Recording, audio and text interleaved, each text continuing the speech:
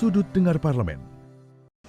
Hai, kamu sedang mendengarkan dan menyaksikan Sudut Dengar Parlemen, tentunya sama Nadia Kanaya di Sudut Dengar Parlemen Spesial PUIC 2025 yang berlangsung di Komplek Parlemen Senayan, Jakarta dari tanggal 12 sampai 15 ini. Wow! Di kesempatan kali ini sudah ada Bapak Bramantyo Suwondo yang merupakan Wakil Ketua BKSAP DPR RI dari fraksi Partai Demokrat menemani Nadia di suasana yang pastinya menyenangkan, hangat karena bertemu dengan negara-negara yang bergabung dalam OKI. Iya.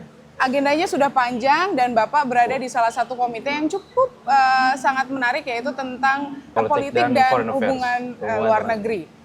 Kita tahu tantangan geopolitik yang luar biasa saat ini, tapi ketika di dalam komite sendiri penasaran nih Pak, gimana vibe yang terbangun? Keaktifan dari negara-negara OKI dalam komite tersebut seperti apa? Apa yang menjadi poin yang ditekankan? Oke, jadi vibe-nya sangat baik dan semuanya sangat konstruktif untuk menjawab tantangan-tantangan yang ada saat ini.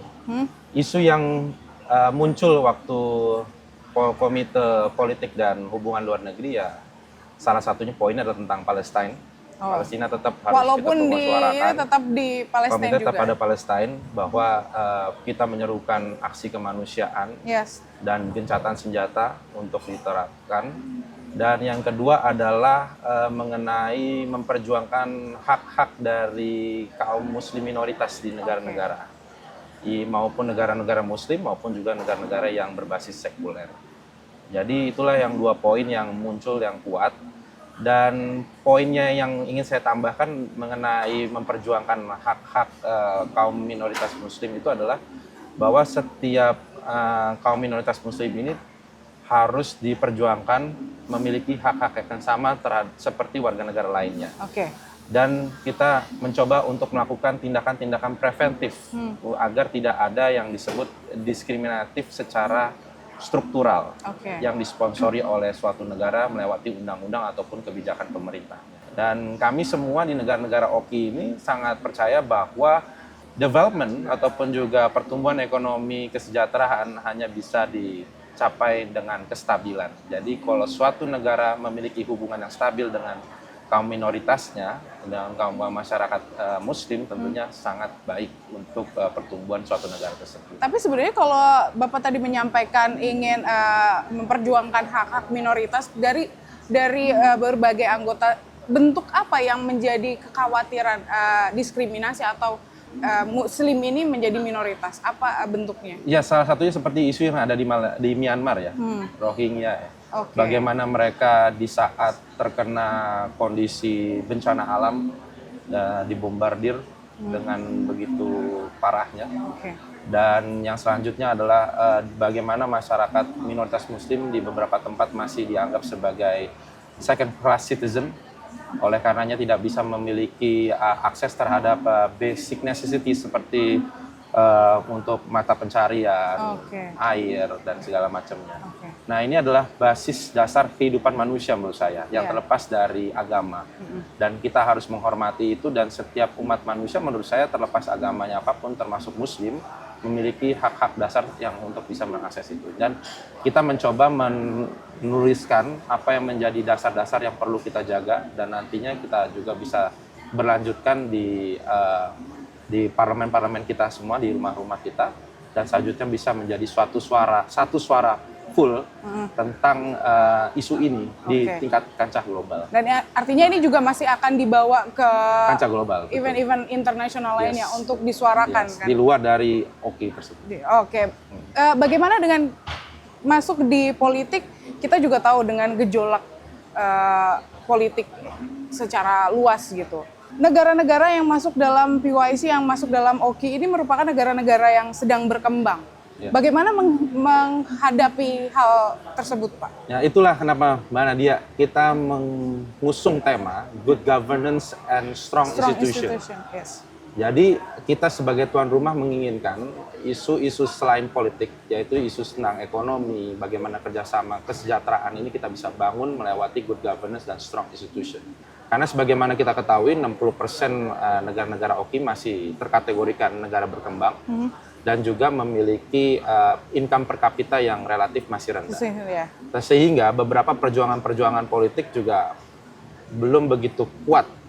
Sehingga itu yang kita menjadi poin kita untuk memperkuat negara-negara kita untuk mencapai kekuatan ekonomi yang lebih besar lagi.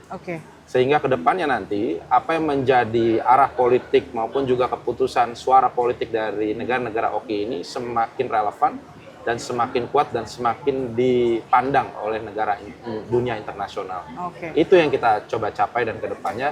Dan semua sangat menyambut sangat baik bahwa PUIC ini harus dijadikan suatu forum di luar tidak hanya membicarakan politik, tapi juga bicara soal economic development dan juga strong institution yang tadi saya sampaikan. Berarti artinya tantangannya adalah memungkinkankah nanti untuk menjalin kerjasama antar negara-negara ini yang tadinya mungkin belum ada kerjasama bilateral, hubungan yang antara kedua negara belum cukup erat, ini bisa terjalin dengan baik di PUIC ini. Betul sekali. Lalu bagaimana dengan tantangan-tantangan lain yang harus dihadapi? Kita masih akan membahas, jadi jangan kemana-mana, tetap di Sudut Dengar Parlemen.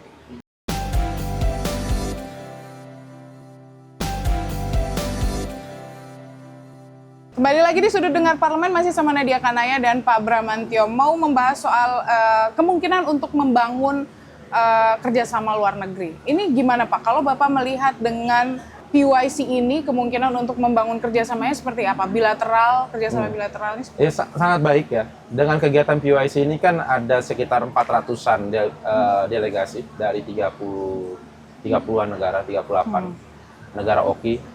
Jadi selain kita mengikuti keputusan secara multilateral, kita juga mengikuti keputusan-keputusan secara bilateral. Maka kita juga kapasitas saya sebagai Wakil Ketua BKSAP juga banyak menerima bilateral meeting. Nah, bilateral Indonesia meeting, termasuk yang menjadi tujuan yang banyak dipilih? Jelas. Karena Indonesia sangat dipandang sebagai pemimpin negara Muslim. Pemimpin negara Muslim karena tidak hanya dilihat secara populasinya, tetapi bagaimana kita memanage dan juga memiliki hubungan kemasyarakatan yang sangat baik. Kita mengurusi para minoritas sangat baik. Jadi bagi mereka itu sebagai contoh. Sehingga Indonesia sangat menjadi tujuan untuk memiliki hubungan bilateral itu. Contoh kemarin kita beberapa kali ketemu dengan ada negara Palestine, kita juga ketemu dengan Lebanon, dan hari ini kita juga direncanakan dengan Senegal dan juga Iran. Mereka ada salah satu poin yang mereka sampaikan adalah mereka sangat melihat Indonesia, bagaimana Indonesia men-treat bangsanya yang sangat-sangat berbeda-beda ini dengan equal treatment yang sangat baik. Jadi mereka sangat ingin belajar, dan juga yang kedua adalah mereka juga men-raise issue. Beberapa yang mereka inginkan adalah meminta bantuan dari Indonesia untuk juga ikut berperan dalam menstabilkan negaranya. Jadi salah satu kayak Lebanon itu kita konsisten selalu mengirimkan peacekeeping mission ke sana. Terusnya juga kita sering menyuarakan bahwa kestabilan negara adalah poin yang sangat harus dimiliki oleh semua bangsa dan negara untuk mencapai perkembangan ekonominya, kesejahteraannya. Dan kita juga menyampaikan secara bilateral bahwa Indonesia akan terus menyuarakan, terus mendukung kestabilan di negara-negara tersebut. Dan kita juga mendorong ada namanya grup kerjasama antar parlemen. Jadi parlemen beberapa negara berharap bisa datang ke Indonesia dan parlemen Indonesia bisa datang ke mereka untuk bisa mendalami isu-isu lebih mendalam. Tadi isunya soal membantu mereka dalam kestabilan, humanitarian aids, membantu bantuan-bantuan kemanusiaan ke mereka dari Indonesia, pihak Indonesia, dan juga membantu menyuarakan isu mereka di kancah internasional. Karena Indonesia di kancah internasional, di negara barat, negara lain pun menganggap Indonesia adalah regional power. Jadi itulah yang kita coba upayakan, tidak hanya secara bilateral tapi juga secara internasional. Itu adalah kepercayaan dari negara-negara lain yang dibangun untuk Indonesia begitu baik. Bagaimana membangun kepercayaan, karena kan ini hubungan luar negeri, membangun kepercayaan antar negara untuk bisa bekerja sama baik untuk tadi Bapak menstabilkan. Kuncinya konsisten. Kuncinya konsisten. Apa yang kita sampaikan, apa yang kita lakukan itu harus senada. Dan Indonesia sampai saat ini sangat dilihat karena konsisten dalam hal beberapa isu itu. Jadi kalau kita bicara soal menjaga kestabilan, mendukung perdamaian, kita terapkan itu hal sama. Mau itu negara Islam, isunya terkena kepada Muslim maupun bukan non-Muslim, itu semua sama. Jadi dalam konstitusi kita, dalam apa tindakan kita, dalam apa yang kita sampaikan, semua itu konsisten. Jadi kuncinya di situ konsistensi. Dan alhamdulillah itu sudah ditangkap dengan baik oleh negara-negara yang lainnya. Apa yang nantinya langkah konkret yang akan diambil setelah PYC ini selesai? Oke, langkah konkret tentunya kita akan mengeluarkan yang namanya Deklarasi Jakarta. Oke. Deklarasi mana hasil dari yang pertemuan PYC. Tetapi bukan hanya deklarasi saja, tetapi kita juga terus menerapkan namanya monitoring. Monitoring apa yang sudah menjadi keputusan kita. Itu yang pertama. Dan yang kedua adalah kita terus akan mencoba mengusahakan menyuarakan hasil-hasil dari isu-isu yang kita bahas pada beberapa hari ini di PYC Jakarta, di kancah-kancah internasional, di sidang umum PBB, di ASEAN AIPA, ataupun di kancah-kancah IPU contohnya. Kalau di parlemen ada tingkatannya Interparliamentary Union. Jadi itu adalah yang menjadi poin-poin yang kita tindak lanjut dari apa yang dari hasil dari PYC pada hari ini. Oke Pak, sedikit. Semalam kita kehadiran Bapak Presiden Prabowo di tengah kehangatan PYC ini. Boleh Bapak memberikan komentar sedikit tentang pidato Pak Presiden Prabowo?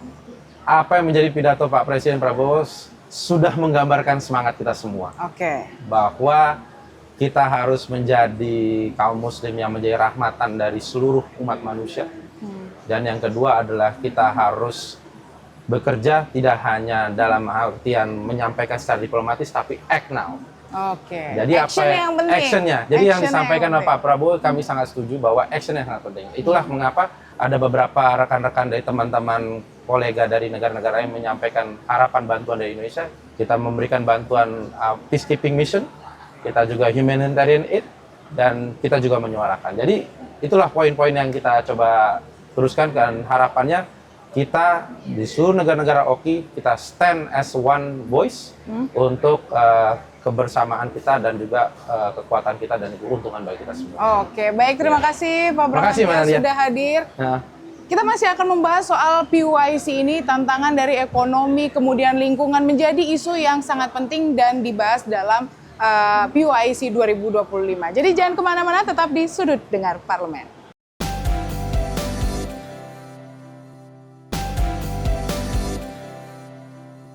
Kembali lagi di Sudut Parlemen Spesial PYC 2025 yang sudah berlangsung dari tanggal 12 sampai 15 Mei 2025. Kita masih membahas ada banyak komite yang di PYC. Nah, salah satunya yang kita mau bahas soal ekonomi dan lingkungan. Nah, sekarang sudah ada Bapak Fatih yang merupakan anggota BKSAP yang menemani Nadia. Kemarin Nadia sempat mengundang juga Pak Fatih, tapi dari Komisi 11. Iya, kalau sekarang dari anggota BKSAP yang mewakili BKSAP. Berada di komite terkait ekonomi dan lingkungan. Apa sih yang menjadi poin di komite ini yang menjadi seruan terkuatnya? Ya, jadi ada beberapa hal yang kita bahas pada acara PYC kali ini. Namun memang topik terkuatnya masih masalah kemanusiaan yang terjadi di Palestina. Seperti kita ketahui bersama bahwa luar biasa yang terjadi di Palestina ini sekarang, sejak kesepakatan gencatan senjata, Zionis Israel tetap melancarkan serangan. Lebih dari 3.000 serangan yang mereka lancarkan. Nah, inilah yang sedang kita perjuangkan. Indonesia bersama-sama dengan seluruh negara yang tergabung di dalam OKI melakukan upaya diplomasi melalui forum ini. Dan mudah-mudahan bisa melahirkan sebuah kesepakatan, resolusi yang baik, dan terutama harus dipatuhi oleh Israel. Itu yang kita harapkan. Oke, kalau dari komite yang Bapak hadiri di ekonomi dan lingkungan, apa yang menjadi poin yang ditekankan dalam masukan dari berbagai negara OKI? Ya, kemarin dari Indonesia, kebetulan saya yang mewakili itu, memberikan penekanan terkait dengan air, ketersediaan air bagi masyarakat khususnya di wilayah terpencil. Karena seperti kita ketahui bahwa air adalah sebuah hal kebutuhan yang sangat utama, kebutuhan primer, bisa dibilang kebutuhan yang vital. Dan masih banyak daerah-daerah yang belum bisa mengakses ya? Belum bisa mengakses air yang bersih, yang sehat, dan juga aman. Jadi banyak juga anggota OKI ini yang memang memiliki keterbatasan terkait dengan ketersediaan air bersih. Nah itu yang kemarin kita coba highlight dan menjadi sebuah kesepakatan, mudah-mudahan bisa hadir ataupun bisa lahir sebuah metode yang bisa menyediakan air bersih bagi masyarakat ke depannya. Apakah ada pembahasan terkait solusi atau gerakan yang konkret? Inilah kemarin dilakukan pembahasan, dilahirkan sebuah resolusi. Nah dari situ nanti akan ada bagaimana tahapan-tahapan lanjutan. Ya kita harapkan tentu harus ada langkah konkret. Kami terus melakukan pertemuan maraton terkait dengan follow up tindak lanjut, memastikan bahwa kedepannya akan ada solusi yang konkret yang nanti akan dijalankan oleh semua anggota. Kalau dengan isu lingkungan yang dibawa dalam komite tersebut, bagaimana dengan perubahan iklim? Ini kan juga menjadi tantangan yang luar biasa. Apa poin itu juga tersuarakan di komite tersebut, Pak? Ada, iklim juga termasuk hal yang kemarin kita sempat bahas, bahwa pemanasan global ini adalah sebuah hal yang nyata. Keniscayaan yang tidak bisa dihindarkan. Sebuah keniscayaan yang memang suka tidak suka sekarang sedang terjadi, dan kemarin juga sempat dibahas memang terkait dengan isu global warming ini dan bagaimana ke depannya nanti para anggota OKI bisa bekerja sama untuk berkontribusi kepada dunia yang lebih baik, khususnya terkait dengan climate change ini. Salah satu yang kemarin menjadi poin adalah ketika kita lihat banyak delegasi yang membawa tumbler. Itu adalah salah satu bentuk kalau Indonesia mau menyampaikan cinta terhadap lingkungannya. Betulkah Pak? Atau ada upaya lain yang ditunjukkan Indonesia untuk menyuarakan cinta lingkungan di PUIC ini?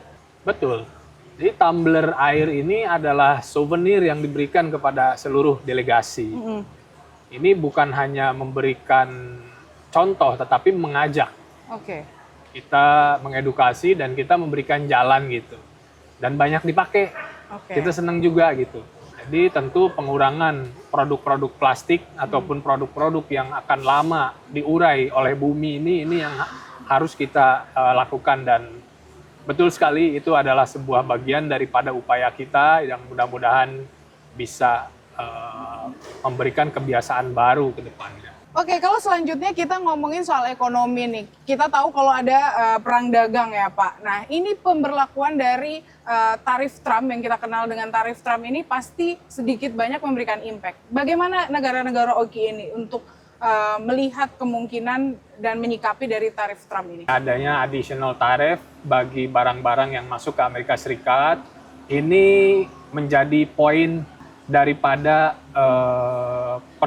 beberapa pertemuan bilateral yang kami lakukan dengan negara-negara sahabat, dengan negara-negara anggota OKI gitu.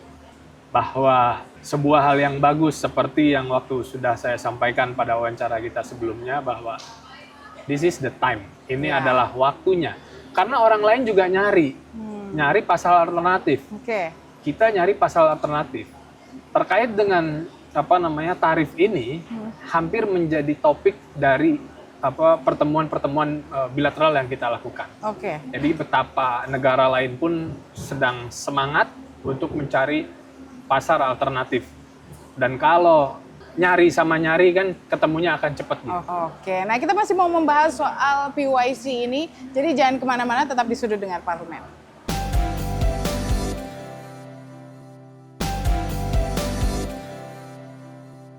Kembali lagi di Sudut Dengar Parlemen, masih sama Nadia Kanaya dan Pak Fatih, masih membahas soal PUIC, gimana dengan tadi Bapak menyampaikan soal tarif Trump, ini adalah menjadi tantangan, dan tapi ini adalah waktunya di PUIC ini untuk saling mencari, ya kan Pak? Bilateral meeting selalu, apakah Indonesia ini termasuk negara yang sangat dicari oleh negara-negara lain untuk membuka kerjasama? Ya tentu, Indonesia ini bukan karena saya dari Indonesia ya, atau bukan karena kita dari Indonesia, tetapi Indonesia ini adalah mungkin salah satu negara yang paling penting di dalam forum ini.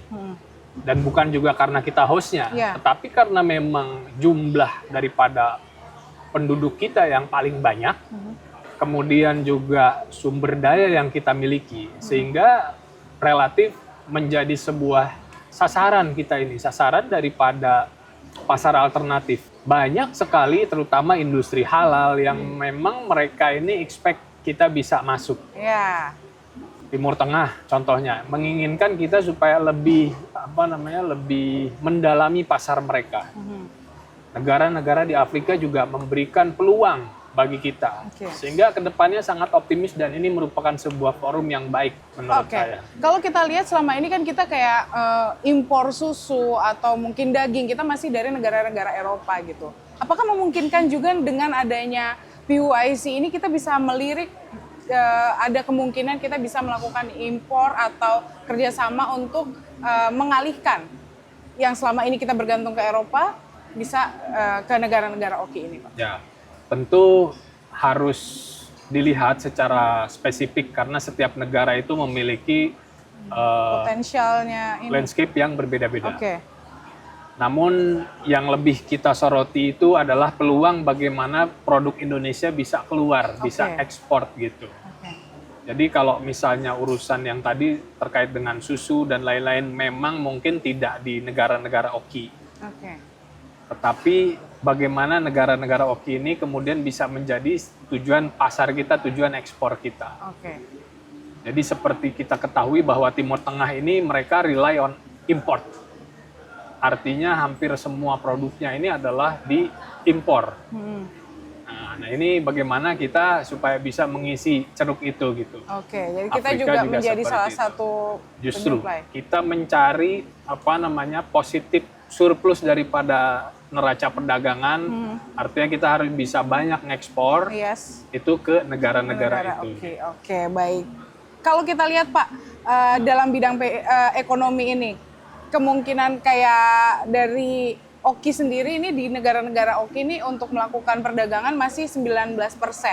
Kemudian kalau di Uni Eropa 60%, sedangkan untuk di sesama ASEAN 25%. Masih terlalu kecil angkanya untuk di negara-negara OKI.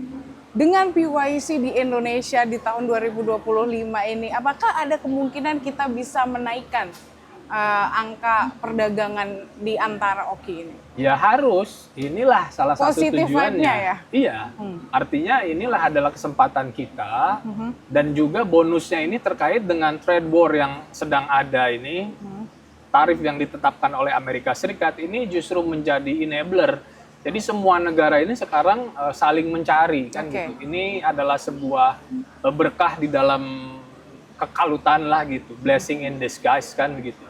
Nah ini kita harapkan neraca perdagangan kita dengan negara-negara OKI ini akan meningkat signifikan, gitu. Karena mereka juga sekarang sedang mencari pasar alternatif dan harusnya bisa tumbuh ya, harusnya ada semangat perjuangan di antara sesama negara Muslim ini kan begitu.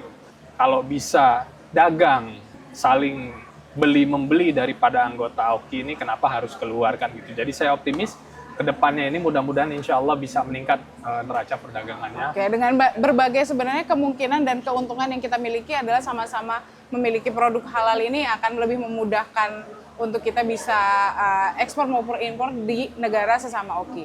Betul. Apa Pak yang nantinya diharapkan kembali nih? Kan kalau kita lihat PUIC akan selesai di tanggal 15 ini. Apa yang nantinya langkah konkret dari pertemuan ini yang nantinya masih akan dijalani? Jadi tentu PUIC ini adalah sebuah upaya berkesinambungan. Artinya ini adalah sebuah hal yang akan dijalani secara terus-menerus bersama seluruh anggota, sehingga ya kedepannya kita pastikan, kita pantau, dan kita akan juga aktif berkontribusi dan memastikan apa-apa saja yang sudah kita putuskan di Jakarta ini akan diimplementasikan dan dilaksanakan oleh para anggota.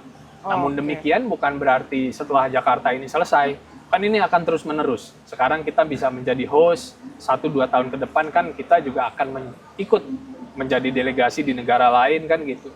Yang juga memastikan bahwa misi yang telah kita sepakati sekarang ini dijalankan dan apa juga yang nanti ke depannya akan kita tentukan gitu demi kebaikan negara-negara OKI. Oke, baik. Terima kasih Pak Fatih sudah meluangkan waktu untuk ngobrol, membagikan informasi terkait dengan PUIC 2025 ini. Semoga apa yang diharapkan, apa yang sudah dijalankan, bilateral meeting yang sudah berlangsung juga memberikan impact yang baik di negara-negara OKI yang hadir. Terima kasih sekali Nadia, lagi. terima kasih pemirsa. Terima kasih buat semua yang sudah menyaksikan dan mendengarkan Sudut Dengar Parlemen. Terus saksikan dan dengarkan Sudut Dengar Parlemen di episode-episode selanjutnya. Bye!